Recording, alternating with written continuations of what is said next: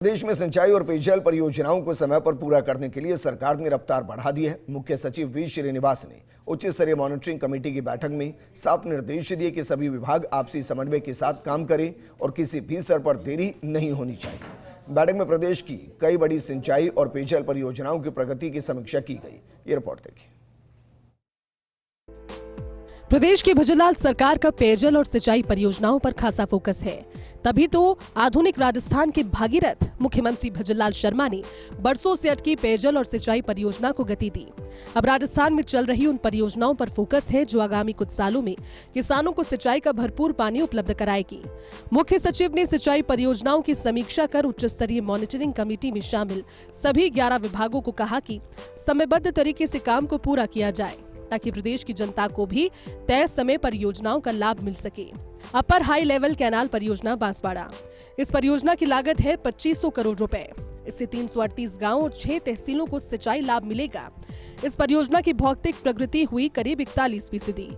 316.50 hectare भूमि अधिग्रहण प्रस्तावित, 96.45 hectare one भूमि प्रत्यारोपण होना है।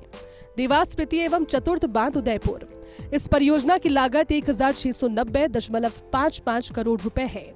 उदयपुर की झीलों में हर वर्ष 1000 MCFT जल अपवर्तन होगा। परियोजना का 11% कार्य पूरा हो गया है। 2349 में से 1091 किसानों को 24 करोड़ 77 लाख रुपए की अवार्ड राशि जारी की जाएगी। वन विभाग की NOC और अंतिम स्वीकृतियां शेष है। से साबरमती बांध परियोजना उदयपुर, साबरमती बेसिन का अधिशेष जल जवाई बांध में अपवर्तन होगा। उदयपुर के कोचड़ा में बांध तैयार किया जा रहा है। पाली और सिरोही जिले को पेयजल आपूर्ति की जाएगी। से बांध की भराव क्षमता 66.92 MCM है। साबरमती बांध की भराव क्षमता 111.03 MCM है। से साबरमती बांध की पूर्ण भराव क्षमता 355 मीटर है। पाली सिरोही के 10 शहर और 738 गाँव को पेयजल मिलेगा। ग्रामीणों के विरोध के कारण सर्वे और निर्माण कार्य शुरू नहीं हुआ।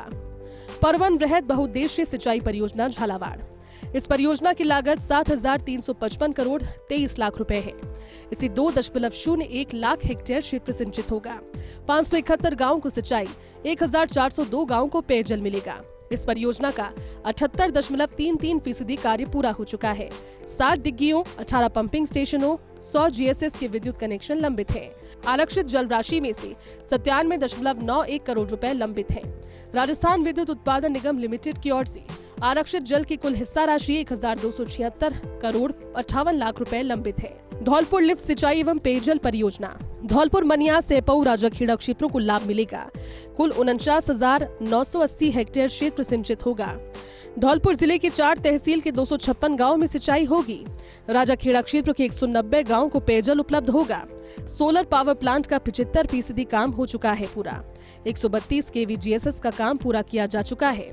कालीतीर लिफ्ट परियोजना धौलपुर, इस परियोजना की लागत 800.04 करोड़ रुपए है।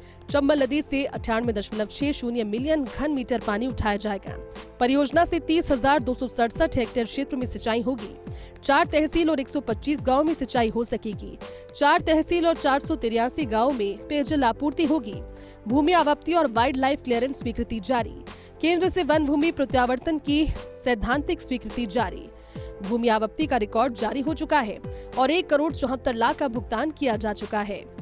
मुख्य सचिव ने प्रदेश की बड़ी सिंचाई परियोजनाओं की प्रगति देखने के बाद कहा कि सबसे बड़ी समस्या वन भूमि की रहती है और करीब सभी परियोजना में सैद्धांतिक स्वीकृति मिल गई है। ऐसे में अब अन्य जिम्मेदार विभागों की भागीदारी तय होनी चाहिए। मुख्य सचिव ने ये भी कहा कि अब हर 3 माह के भीतर बैठक आयोजित होगी और कार्य की प्रगति रिपोर्ट पर खुलकर बातचीत होगी।